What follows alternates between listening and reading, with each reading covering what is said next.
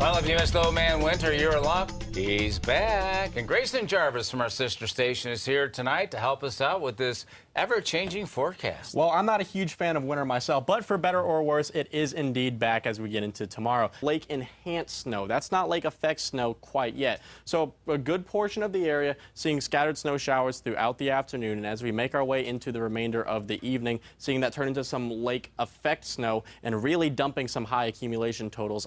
Good evening, Zach. I'm here on Brant Road in Chemung County overlooking the city of Elmira. You can still see a good amount of snow dusting the ground from the snowfall we saw last night, but it's mostly melted going through this afternoon. You can see that here. Just a couple of pockets up here off the side of the road.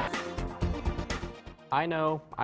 You want to know when you can stop dressing like Ralphie's little brother from A Christmas Story walking out your house? What if I told you this weekend's probably the answer to that? An approaching front will be bringing powerful thunderstorms and the possibility of a tornado through much of the state. Here's that moisture from yesterday moving off into the Atlantic, and right here, this brown spot you can see, that's that dry air. Now, multiple rounds of thunderstorms are possible this afternoon. I'm going to break that down for you on future radars. But you can see how throughout the last few hours we have seen, of course, Gainesville has been getting a good amount of rain. These are, again, the first preliminary bands of Irma. You can see as the jet stream begins to move east, it moves up to the north. So that's called ridging. That's what's keeping this warm southwest air in our region, coupled with high pressure off the Atlantic coast. Throughout Cedar Key, there are a number of street poles that have numbers on them. These are a measurement of storm surge that can...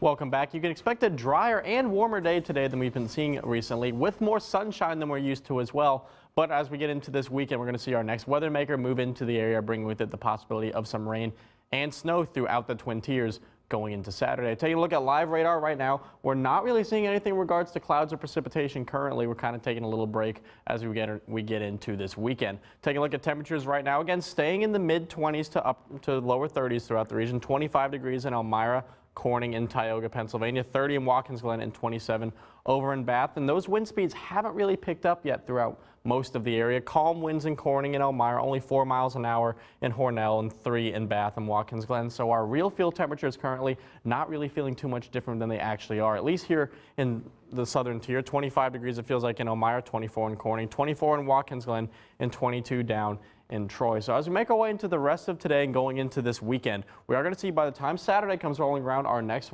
weather maker moving in from the south, bringing in with that warmer air with it. That's why we're going to be so warm today. And it's going to be bringing rain with it as well. So if you're looking to go out and travel this weekend, you may want to look more to the north, especially if you're planning on making an outing on Saturday. Now, following Saturday, as we make our way into Sunday, we're going to see this rain begin to move off into the more eastern part of our area, but another front coming in off the lakes is going to be entering our region, so we could see the possibility of some scattered snow showers as well as some freezing rain, especially in the more southern parts of the area. So keep that in mind as you make your way out the door for this weekend, Saturday and Sunday.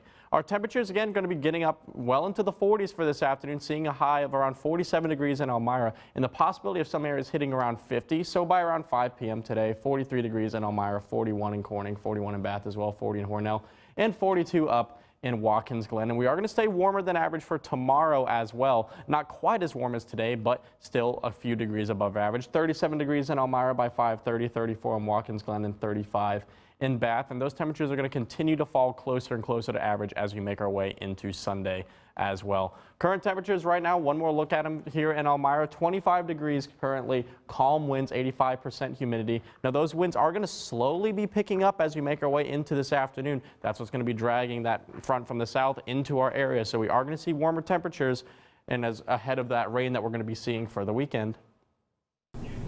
Thank you, Dylan. Hope you're staying warm out there. And as we've reported over the last few days, these cold temperatures can wreak havoc on your car. So I decided to figure out which components were more susceptible to the cold than others.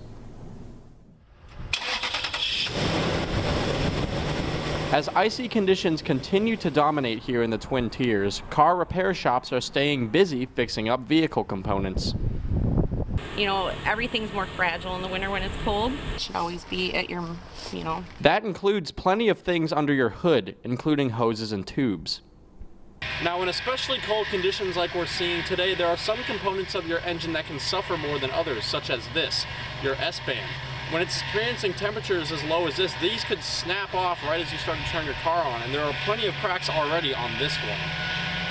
And there are a few components people should pay attention to more than others. Definitely your antifreeze, your cooling system, and have your battery tested, your alternator tested, have your belts checked. That would be your main concern right there.